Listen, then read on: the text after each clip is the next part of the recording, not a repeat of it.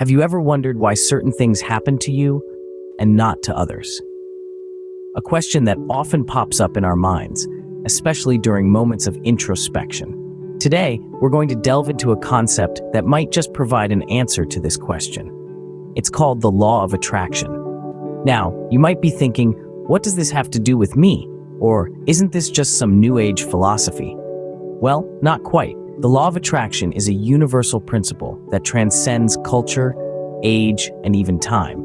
It's the idea that our thoughts and feelings have the power to shape our reality. Simply put, what we think, we attract. If we harbor positive thoughts and feelings, we draw positive experiences into our lives.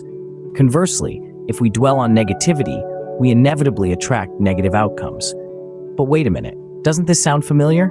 If you're a Christian, you might see a parallel between the law of attraction and the teachings of our faith. We've been taught about divine providence, the belief that God has a plan for each one of us and that our lives are guided by His will. We've also been counseled about the power of prayer, about how our faith and our words can move mountains. So where do we see the law of attraction in the Bible? Well, let's start with the story of the mustard seed. This parable, found in the book of Matthew, chapter 17, verse 20, is a perfect illustration of the power of faith and belief, key components of the law of attraction.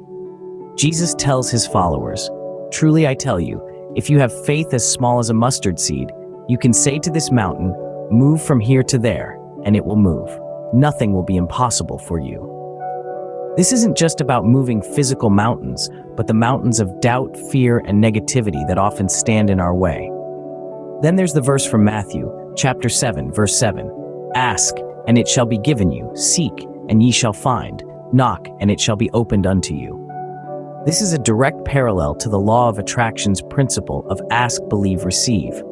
We are encouraged to ask for what we desire, seek it with intention and belief, and be ready to receive it when the door of opportunity opens. Let's not forget Proverbs, chapter 23, verse 7. "For as he thinketh in his heart, so is he." This verse underscores the importance of our thoughts and feelings, another core aspect of the law of attraction.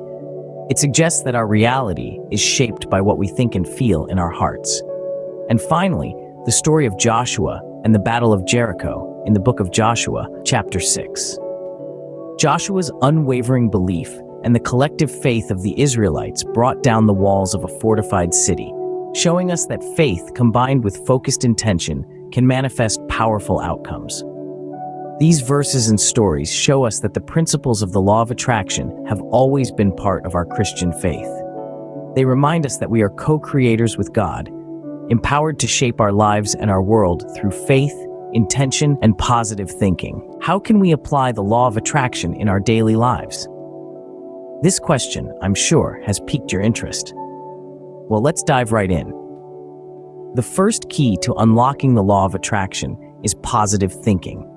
This draws parallels with the Christian practice of meditating on the Word.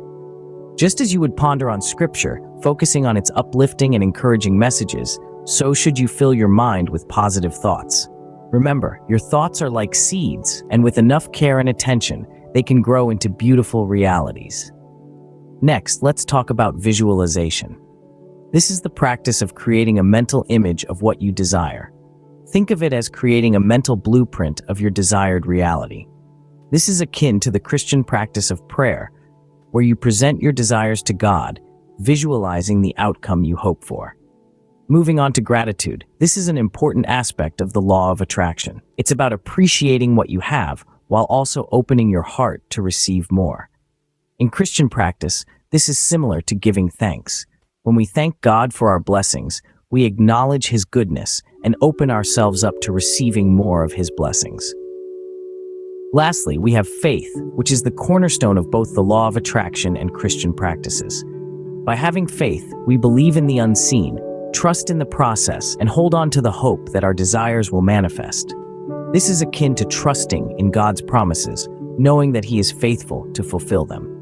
To sum it up, the law of attraction isn't some mystical, out-of-reach concept. It's about positive thinking, visualization, gratitude, and faith. And these aren't foreign concepts to us. They're deeply rooted in Christian practices like meditation on the Word, prayer, thanksgiving, and trust in God's promises. By integrating these steps into our daily lives, we can harness the power of the law of attraction to bring about positive change. Remember, the power to shape your reality lies within you. So, what's the message for you today? Let's recap. We've delved into the power of attraction, explored its deep-rooted biblical connections, and discussed practical ways to incorporate it into your daily life. The law of attraction isn't just some fad, it's a potent tool that can transform your life when wielded with faith and intention. As a Christian, you may find that these principles align with your beliefs. The Bible speaks of faith moving mountains, of believing and receiving, and these are the very essences of the law of attraction. It's about knowing that the power to shape your life lies within you, within your thoughts and your faith. So take a moment, reflect on these principles. How can you apply them in your life? What changes could they bring? Remember, the law of attraction is not just a new age concept, but a universal principle that resonates with our Christian faith. As you embrace it, you'll see how your thoughts and faith can shape your life.